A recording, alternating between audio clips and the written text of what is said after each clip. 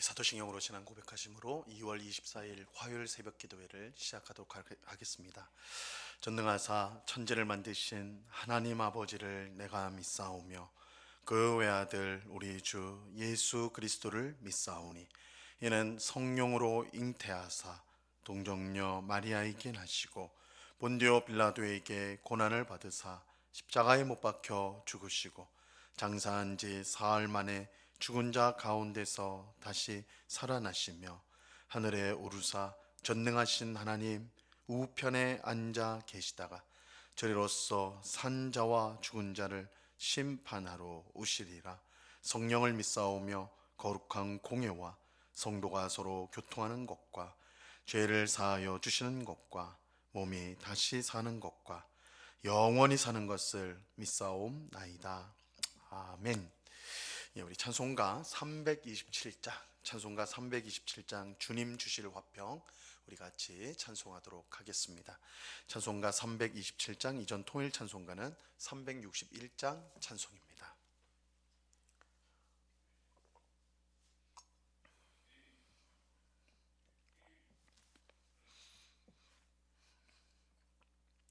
찬송가 327장을 같이 찬송하도록 하겠습니다.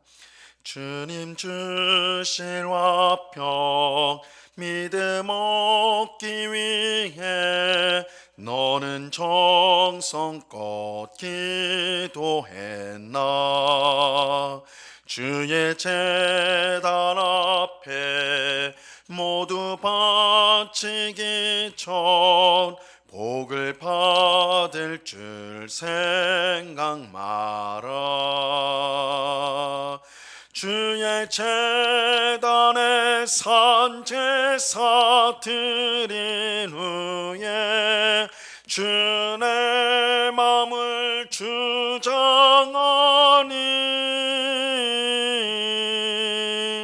주의 뜻을 따라 그와 동행하면 영생 복락을 누리겠네. 주의 밝은 빛에 항상 활동하며 선한 사업을 힘쓰겠나. 자유 얻으려면 주의 뜻을 따라 너의 모든 것 희생하라. 주의 제단에 산 제사 드린 후에 주의 마음을 주장하니 주의 뜻을 따라 그와 동행하면 영생 복락을 누리겠네. 주의 제단 앞에 모두 바친 후에 주와 온전히 사귀겠나에. 주님 주신 기쁨 또한 그의 사랑 어찌 말로 다 형용하랴. 주의 제단에 산 제사 드린 후에 주의 마음을 주장하니 주의 뜻을 따라 그와 동행하면 영생 복락을 누리겠네. 아멘. 같이 기도하겠습니다.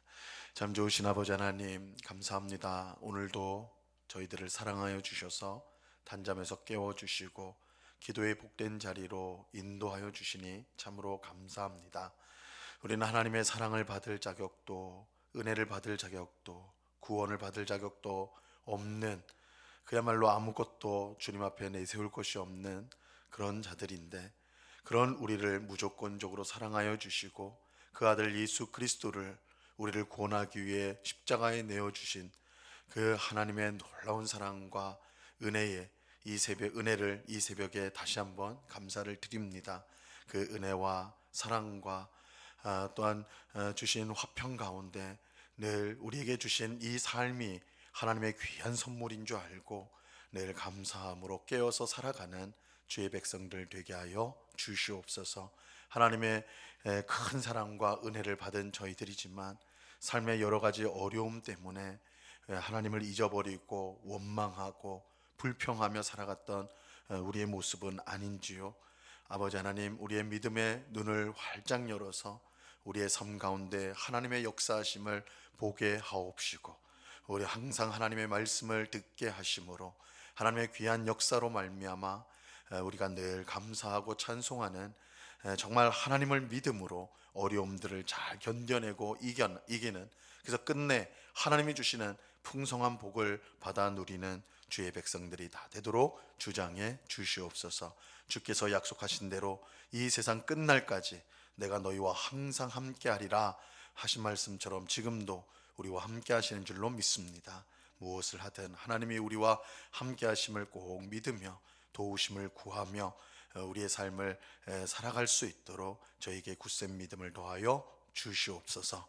이 시간 주의 말씀을 듣고자 합니다. 성령 하나님께서 밝히 조명하여 주셔서 말씀의 뜻을 잘 깨닫게 하시고 주의 말씀을 통해 하나님을 더 잘 알게 하옵시고, 그래서 하나님을 더 사랑하게 하셔서 항상 하나님의 뜻에 순종하는 복된 주의 백성들 다 되도록 주장해 주옵소서. 이 시간 귀한 은혜 주실 주님께 감사와 찬송을 올려드리며 예수 그리스도 이름으로 기도드리옵나이다. 아멘. 우리 하나님 말씀을 다 같이 봅니다. 레위기 21장 1절로 9절까지의 말씀을 우리가 다 같이 보도록 하겠습니다.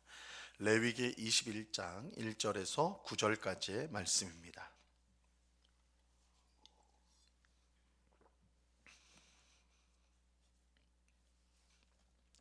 레위기 21장 1절에서 9절까지의 말씀, 우리 한 절씩 하나님의 말씀을 교독하도록 하겠습니다. 제가 먼저 1절을 읽습니다. 여호와께서 모세에게 이르시되 아론의 자손 제사장들에게 말하여 이르라. 그의 백성 중에서 죽은 자를 만짐으로 말미암아 스스로를 더럽히지 말려니와 그의 살부치인 그의 어머니나 그의 아버지나 그의 아들이나 그의 딸이나 그의 형제나 출가하지 아니한 처녀인 그의 자매로 말미암아서는 몸을 더럽힐 수 있느니라. 제사장은 그의 백성의 어른인즉 자신을 더럽혀 속되게 하지 말지니라. 제사장들은 머리털을 깎아 대머리 같게 하지 말며 자기의 수염 양쪽을 깎지 말며 살을 베지 말고 그들의 하나님께 대하여 거룩하고 그들의 하나님의 이름을 욕되게 하지 말 것이며 그들은 여호와의 화제 곧 그들의 하나님의 음식을 드린 자인즉 거룩할 것이라. 그들은 부정한 창녀나 이혼당한 여인을 취하지 말지니 이는 그가 여호와 하나님께 거룩함이니라. 너는 그를 거룩히 여기라. 그는 내 하나님의 음식을 드림이니라. 너는 그를 거룩히 여기라. 너희를 거룩하게 하는 나 여호와는 거룩함이니라. 다 같이 읽습니다. 어떤 제사장의 딸이든지 행음하여 자신을 속되게 하면 그의 아버지를 속되게 함이니 그를 불사를 지니라. 아멘. 오늘 우리가 읽은 말씀은 제사장에게 주시는 내용입니다. 무엇보다 제사장은 거룩해야 된다, 거룩해야 된다 이렇게 말씀합니다. 우리가 어제 새벽에 살펴본 것처럼 하나님은 이스라엘 백성을 자기 백성으로 삼기 위해서 애굽에서 구원하셨습니다. 그런데 하나님께서 이스라엘 백성을 자기 백성으로 삼으신 목적이 있죠. 그것은 그들만 구원하기 위해서가 아니라 그들을 먼저 구원하심으로 그들을 통해 온 세상을 구원하기 위해서입니다. 그래서 하나님은 이스라엘 백성을 제사장 나라로 삼겠다, 이스라엘을 제사장 나라로 삼겠다 말씀하셨습니다. 근데 이스라엘 백성이 하나님 백성으로 온 세상 사람들을 구원하는 일을 하기 위해 가장 중요한 것이 뭐냐? 그들의 거룩입니다. 만약 이스라엘 백성이 하나님의 백성, 구원받은 백성이라고 하면서도 하나님의 말씀과 상관없이 살아가는 세상 사람들과 똑같이 그렇게 살아간다면 세상 사람들은 이스라엘 백성을 통해서 하나님을 알 수도 없고 하나님께 나아가지도 않을 것입니다. 세상 사람들처럼 입에 욕을 달고 사고 남을 속이고 또 때리는, 남을 억압하고 또 괴롭히는 그런 사람이 예수님을 믿으라 그렇게 말한다고 생각을 해보세요. 그의 말을 듣고 예수님을 믿을 세상 사람들은 아무도 없을 것입니다. 그러므로 세상 사람들에게 구원을 전하기 위해서, 하나님을 전하기 위해서 무엇보다 세상 사람들과는 다른 삶, 즉 거룩한 삶이 필요합니다. 그래서 하나님은 이 레위기를 통해서 하나님 백성이 어떻게 거룩해야 하는가, 거룩한 삶을 살 수 있는지를 우리에게 가르쳐 주고 있는 것이죠. 근데 이스라엘 백성이 거룩한 삶을 살아야 한다면 그들의 영적인 지도자인 이 제사장들은 당연히 거룩해야 할 것입니다. 오늘 읽은 본문이 이것을 강조하고 있습니다. 오늘 본문 6절 말씀을 보세요. 그들의 하나님께 대하여 거룩하고 그들의 하나님의 이름을 욕되게 하지 말 것이며 그들은 여호와의 화제 곧 그들의 하나님의 음식을 드리는 자인즉 거룩할 것이라. 제사장은 하나님께 대하여 거룩해야 하는데 무엇보다 그들은 직접 하나님 앞에서 섬기는 사람들이었기 때문입니다. 하나님의 음식을 드린다는 것은 제사장이 하나님께 제사를 드리고 이 성소 안에 떡을 매일같이 드리는 것을 가리키는 것입니다. 하나님 백성이 거룩해야 된다면 그들을 하나님께로 인도하는 제사장은 더욱 거룩해야 할 것입니다. 오늘 본문에는 제사장이 거룩한 삶을 살기 위해서 해서는 안 될 일들을 몇 가지 말씀해 주고 있습니다. 1절부터 3절까지 말씀을 보세요. 여호와께서 모세에게 이르시되 아론의 자손 제사장들에게 말하여 이르라. 그의 백성 중에서 죽은 자를 만짐으로 말미암아 스스로를 더럽히지 말려니와 그의 살부치인 그의 어머니나 그의 아버지나 그의 아들이나 그의 딸이나 그의 형제나 출가하지 아니한 처녀인 그의 자매로 말미암아서는 몸을 더럽힐 수 있느니라. 이 제사장은 시체를 직접 만짐으로써 자기를 더럽혀서는 안 되었습니다. 이 죽음은 생명의 하나님과 원수가 된 것으로서 시체를 만지게 되면 그 사람이 부정하게 됩니다. 다만 제사장은 그의 친가족인 아버지와 어머니, 아들이나 딸, 형제나 출가하지 않은 처녀 자매가 죽었을 경우 그 몸을 만지는 것은 허용이 되었습니다. 그런데 이어지는 4절, 오늘 본문 4절 말씀은 좀 이해하기가 쉽지가 않아요. 제사장은 그의 백성의 어른인즉 자신을 더럽혀 속되게 하지 말지니라.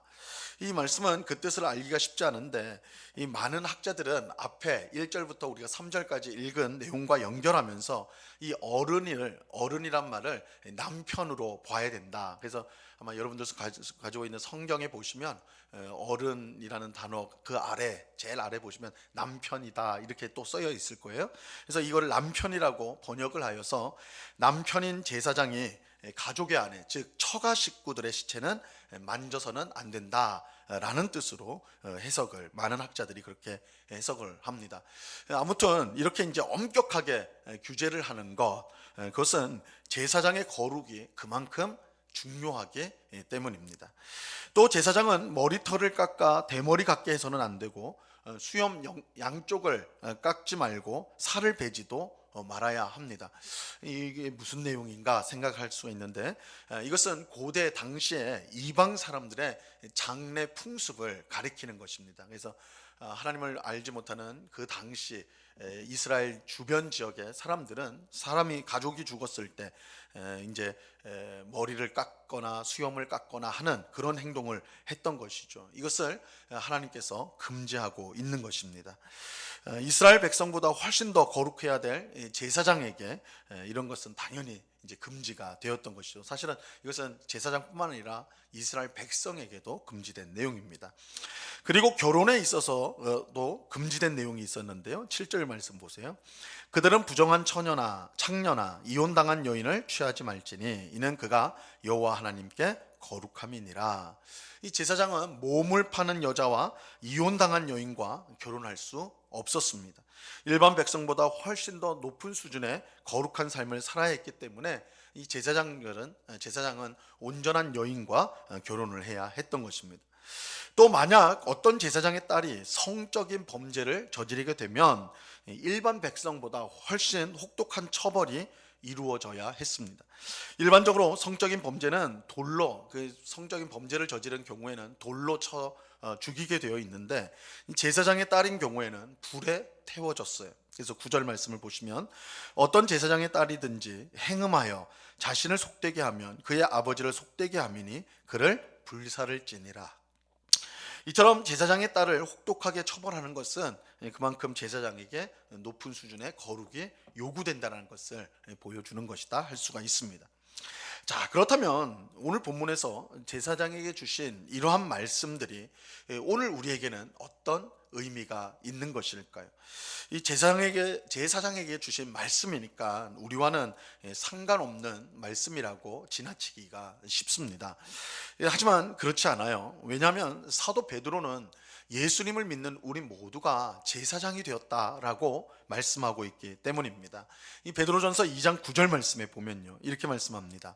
그러나 너희는 택하신 족속이요 왕 같은 제사장들이요 거룩한 나라요 그의 소유가 된 백성이니 이는 너희를 어두운 데서 불러내어 그의 기이한 빛에 들어가게 하신 이의 아름다운 덕을 선포하게 하려 하심이라. 이 성도를 누구라고 말하고 있습니까? 왕 같은 제사장이다.